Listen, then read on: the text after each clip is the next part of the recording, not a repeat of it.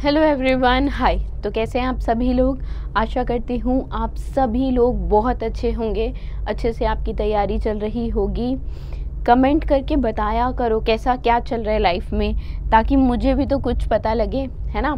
ज़रूरी नहीं है देखो कि हर वक्त आप जीत जाएं, ठीक है, बट जो जीतने का जज्बा है वो पूरा रहना चाहिए, ठीक है। जब जीतने का जज्बा पूरा रखोगे तभी तो जीत निश्चित होगी, है ना। तो जीतने का जज्बा जो है वो हर वक्त पूरा रहना चाहिए, ठीक है। जज्बा पूरा होना चाहिए, क्योंकि जीतोगे तो अच्छा, ठीक है। कई बार आप जीतते नहीं हो, अपनी गलतियों से, अपनी पराजय से आप कह सकते हैं बहुत कुछ सीखते हो। तो जज्बा रखोगे तो एक टाइम ऐसा आएगा जब आपका समय ज़रूर बदलेगा, है ना। तो इसी आशा के साथ कि सबके साथ सब कुछ बहुत अच्छा हो, आज के सेशन की शुरुआत करते हैं। और आओ पहला क्वेश्चन देखते हैं। देखो पहला क्वेश्चन रिलेटेड है, कह रहा है कि किस स्टेट ने अनाउंस किया है, एक स्टेट है जिसने 3 नए डिस्ट्रिक्ट बनाए हैं, ठीक है। 3 नए डिस्ट्रिक्ट का नाम क्या है? मालपुरा, सुजनगढ़ और कुछामन, ठीक है। कुछामन, मालपुरा और सुजनगढ़, ये 3 डिस्ट्रिक्ट जो नए बने हैं, ये 3 डिस्ट्रिक्ट बने हैं राजस्थान में। अभी राजस्थान में टोटल डिस्ट्रिक्ट कितने हो गए हैं? अभी राजस्थान में टोटल डिस्ट्रिक्ट 53 हो गए हैं, 53 हो गए हैं इन 3 के बनने से, है ना। अच्छा, ये जो फॉर्मेशन की है, लाइक स्टेट बताया कि ये 3 स्टेट में 3 नए डिस्ट्रिक्ट हम एक तरह से बना रहे हैं, ये कब हुआ? ठीक है, ये गौ सेवा सम्मेलन था, उसमें बेसिकली अनाउंस किया गया है, ठीक है। गौ सेवा सम्मेलन, ठीक है, किसमें? गौ सेवा सम्मेलन में, ठीक। समझ में आया? डिस्ट्रिक्ट के नाम याद रखना, पूछ सकता है कि पर्टिकुलर डिस्ट्रिक्ट किस स्टेट में है, ठीक है ना। तो वही चीज़ बता रहा है कि टोटल नंबर ऑफ डिस्ट्रिक्ट 53 हो गए हैं। और ये बेसिकली क्यों करा गया है? ताकि एनहांस हो सके administrative efficiency, law and order भी स्ट्रेंथन हो, है ना। चलो आगे चलते हैं, नेक्स्ट देखते हैं। नेक्स्ट क्वेश्चन है, which of the following organisation in collaboration with Savitribai Phule Pune university. Savitribai Phule Pune university कहाँ है? पुणे में ही है, ठीक है। तो इसने किसके कोलैबोरेशन के साथ लॉन्च किया है? क्या एक इनिशिएटिव लॉन्च किया है जिसका नाम क्या है? Universalisation of traditional Indian knowledge system. Universalization मतलब ग्लोबलीकरण, एक तरह से यूनिवर्सल तौर पे, ग्लोबल तौर पे लोगों तक पहुंचाना, ठीक है। क्या? ट्रेडिशनल इंडियन नॉलेज सिस्टम, जो हमारा ट्रेडिशनल नॉलेज सिस्टम है ना, उसको, उसके बारे में, ठीक है, उसको घर घर तक एक तरह से पहुंचाना, ठीक। तो ये इनिशिएटिव सावित्रीबाई फुले यूनिवर्सिटी ने, जो Indian council for cultural relation है, उसके कोलैबोरेशन के साथ लॉन्च किया है। Indian council for cultural relation, ICCR, ठीक है।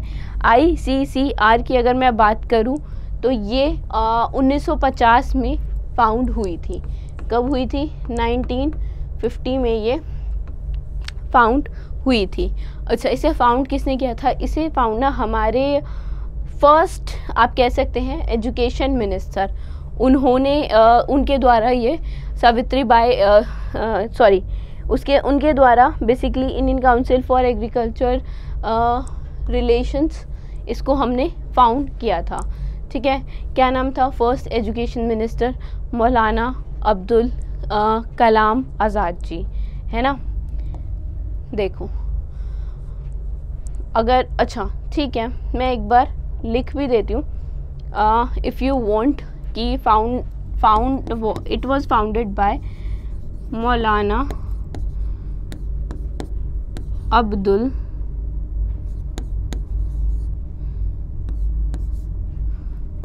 कलाम आज़ाद जी जो क्या है, जो थे, अच्छा ये A.B. अबुल है, ठीक है, ABUL,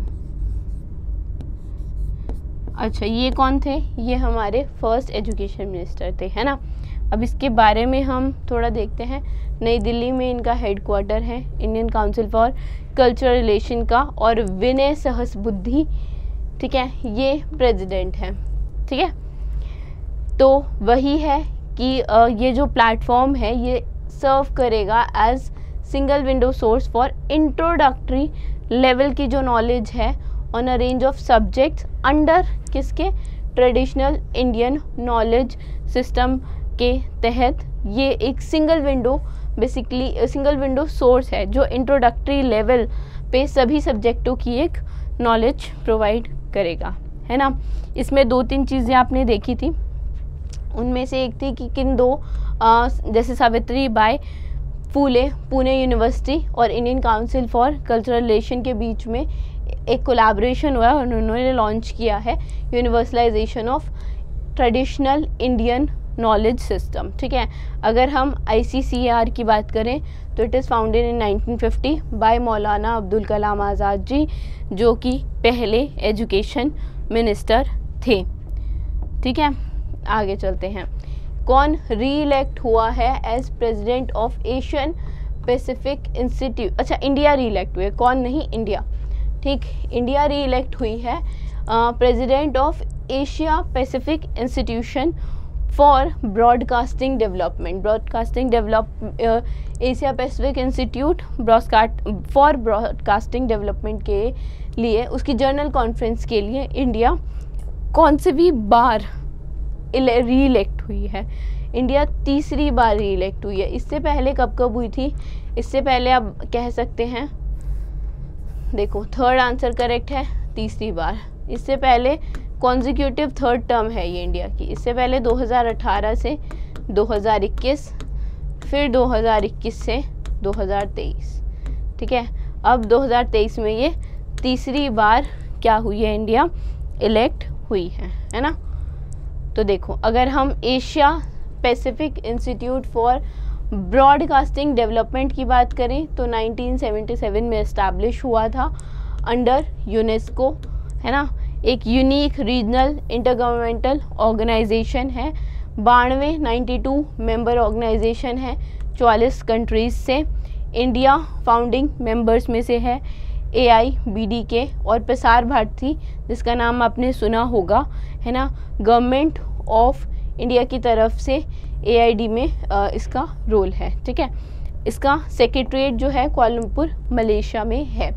बेसिकली इंडिया क्या करेगी, लीड करेगी इंटरनेशनल ऑर्गेनाइजेशन, और उसके पास लेवरेज होगा ब्रॉडकास्टिंग एंड मीडिया हब का अक्रॉस कहाँ पे, एशिया पैसिफिक रीजन में, है ना, ठीक है। चलो आगे चलते हैं, नेक्स्ट देखते हैं। नेक्स्ट क्वेश्चन क्या है, किस कंट्री ने साइन किया है इंडिया के साथ 2 MOUs, किस फील्ड में, एक तो ओशन साइंस की फील्ड में और एक मेडिकल प्रोडक्ट रेगुलेशन में, ठीक है।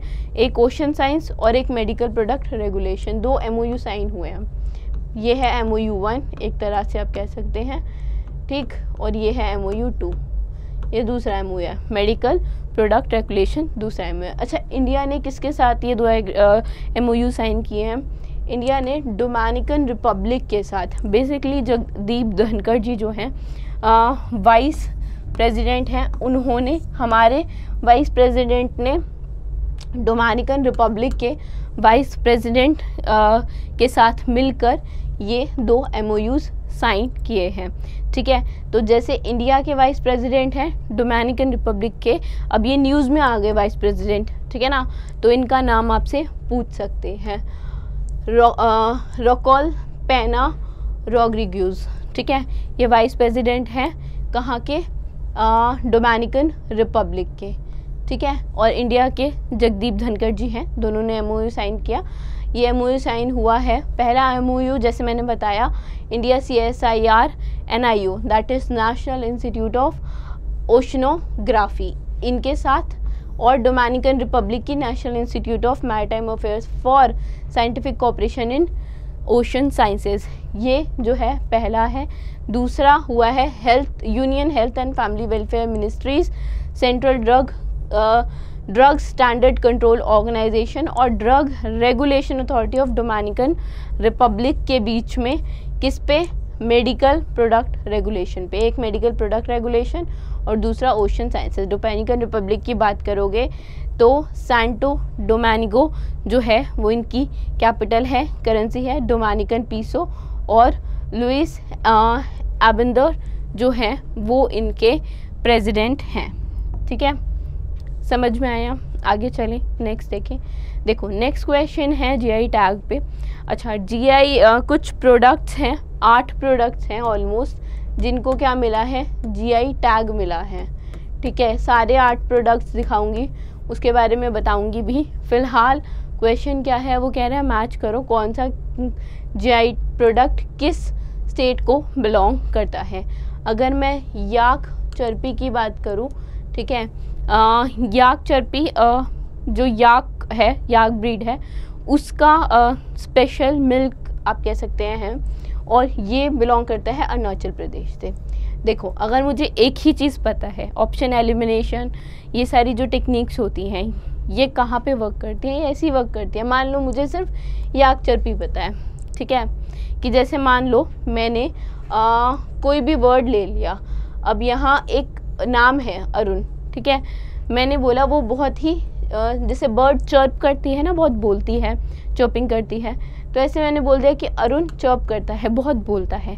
इस ट्रिक से मान लो मैंने ये याद रख लिया, यक चर्पी इज़ अरुणाचल प्रदेश। तो आपको बहुत बार ऐसा होगा कि ऑप्शन एलिमिनेशन से आंसर मिल जाएगा, यहाँ पे मिल रहा है, ठीक है, 1 का 3, कहीं नहीं भी मिलेगा तो भी आधा % काम, तो मान लो यहाँ डी में भी 3 ऑप्शन होता तो फिर भी आधा % काम आपका हो गया होता। क्यों? क्योंकि और भी ऑप्शन है जिससे आप याद तो आप सभी रखोगे किसी ना किसी फॉर्म में, है ना। तो चलो अभी फ़िलहाल के लिए हम कह सकते हैं कि बी आंसर करेक्ट है, याक चौपी अरुणाचल प्रदेश। चलो पूरी लिस्ट ही देख लेते हैं। अच्छा, उससे पहले जो वैलिड रहता है जीआई टैग वो 10 सालों तक रहता है, उसके बाद आप रीन्यू करवा सकते हैं, है ना। पूरी लिस्ट देखते हैं। याक चर्पी जैसे बताया था अरुणाचल प्रदेश से में है। चर्पी एक डेयरी प्रोडक्ट है बेसिकली, जो मिल्क से बनता है, मिल्क नहीं है, डेयरी प्रोडक्ट है जो मिल्क से बनता है। अरुणाचल प्रदेश याक ब्रीड से, जो वेस्ट कामेंग और तवांग में पाए जाते हैं, ठीक है। नेक्स्ट है खाओ ताई, दैट इज़ खमाती जो राइस है, अब ये भी अरुणाचल प्रदेश के हैं। 3 जीआई टैग्स अरुणाचल प्रदेश को मिले हैं। तीसरा है तंगसा टेक्सटाइल। अच्छा, खमाती राइस एक स्टिकी मतलब चिपचिपा सा राइस होता है जो नामसाई डिस्ट्रिक्ट में कल्टीवेट किया जाता है। और तंगसा टेक्सटाइल ये तंगसा ट्राइब से ओरिजिनेट हुआ है चंगलांग डिस्ट्रिक्ट में। आगे चलें तो फिर उड़ीसा को मिला है, 2 जम्मू कश्मीर को मिले हैं, एक तमिलनाडु एक गोवा को। अगर उड़ीसा की बात करूं तो उड़ीसा का है रासाबाली। रासाबाली बेसिकली स्वीट डिश होती है जो बल्लभ देवजियों को समर्पित की जाती है, ठीक है।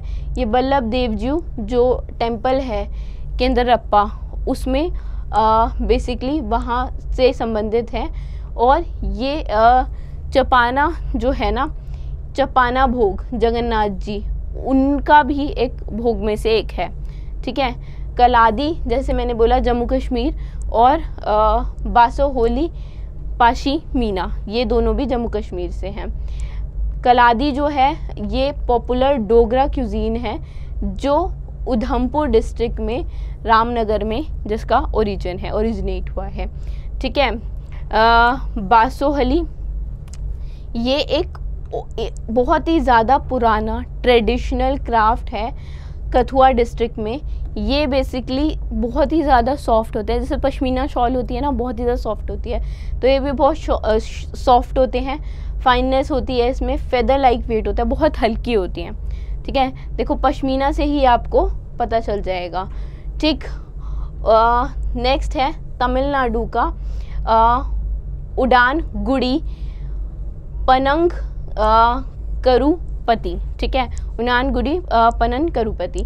ये specific type of palm jaggery है या गुड़ है जो तिरुनेलवेली डिस्ट्रिक्ट में ओरिजिनेट होता है। नेक्स्ट गोवा के नाम से ही है, गोवा कैशू। कैशू क्या होता है, क्या होता है कैशू, कमेंट करके बताओ किस ड्राई फ्रूट को कैशू कहते हैं, आप सबको पता होगा, ठीक है। तो गोवा कैशू एक यूनिक, उसकी एक यूनिक टेस्ट है, यूनिक आइडेंटिटी है ड्यू टू उसके जो क्लाइमेट है वहाँ का, उसके हिसाब से एक यूनिक टेस्ट है, ठीक है। काजू कैशू है ना, तो काजू को ही कैशू बोलते हैं, ठीक। तो एक यूनिक टेस्ट है, इसलिए उस गोवा कैशू को जीआई टैग दिया गया है, ठीक है। आई होप जीआई टैग समझ में आए हो। स्क्रीनशॉट लेना है, स्क्रीनशॉट ले लो, ठीक। अब I think everybody can take screenshot, ठीक है। चलो नेक्स्ट देखते हैं। एयरफोर्स डे जो मनाया जाता है ऑफिशियली, अच्छा ये 1932 में जो एयरफोर्स, इंडियन आर्म्ड फोर्सेस में जो इंडियन एयरफोर्स शामिल हुई थी, उसके उस दिन को याद करते हुए हम इंडियन एयरफोर्स दिन मनाते हैं। ये इंडियन एयरफोर्स डे हम किस तारीख को मनाते हैं, अक्टूबर में ये मनता है 8 तारीख को, ठीक है। 8 अक्टूबर को हम मनाते हैं इंडियन एयरफोर्स डे।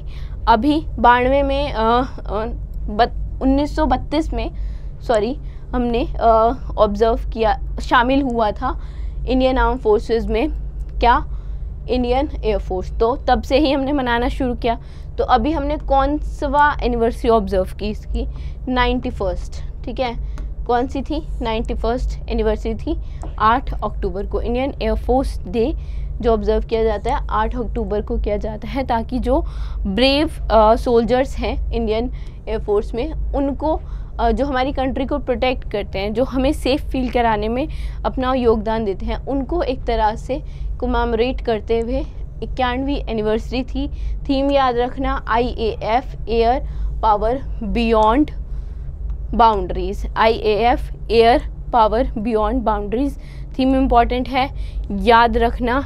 इस साल जो है एक इम्पॉर्टेंट चीज़ हुई है, जो एयरफोर्स परेड है जो एयरफोर्स स्टेशन में हुई थी, एयरफोर्स स्टेशन बारामुल्ली प्रयागराज उत्तर प्रदेश में बेसिकली जो हुई थी, उसमें पहली एयरफोर्स, ये पहली ऐसी एयरफोर्स डे परेड है जिसमें महिला ऑफिसर ने इसको कमांड किया था, ठीक है। महिला officer GP captain Shailja Dhami, इन्होंने कमांड किया था इस परेड को, ऐसा पहली बार हुआ है, ठीक है। ये पहली वुमेन ऑफिसर है IAF की जिन्होंने कमांड किया है एक कॉम्बैट यूनिट को।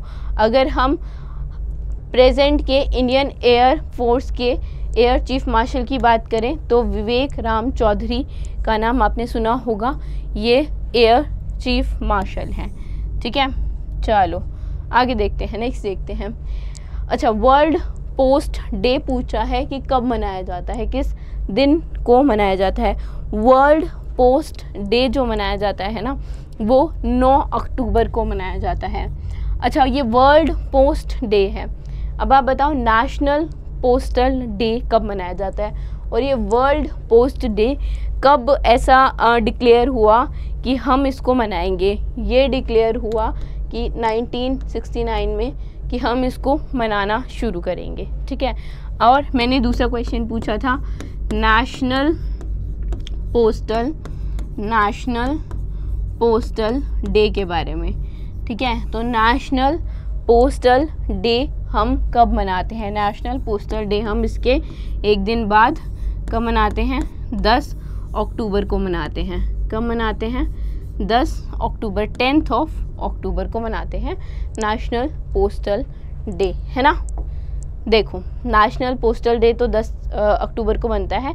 बाकी जो वर्ल्ड पोस्ट डे है उसकी थीम है together for trust collaborating for a safe and connected future. Collaborating for a safe and connected future. ये दिन basically universal postal union establish हुआ था 1974 बर्न स्विट्ज़रलैंड में। ये दिन उसी की ही याद में मनाया जाता है। पहली बार ऐसा डिक्लेयर हुआ था 1969 में। वर्ल्ड पोस्ट डे मनाया जाएगा।